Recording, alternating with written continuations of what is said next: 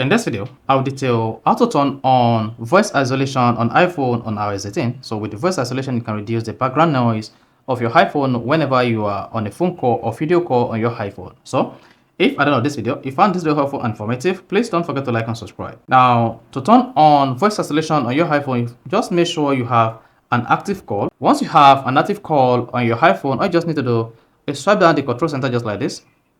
Then click on this mic icon. So you have automatic, standard, voice isolation, and then spectrum. So the web spectrum is not going to be selected because this is not a FaceTime video call or voice call.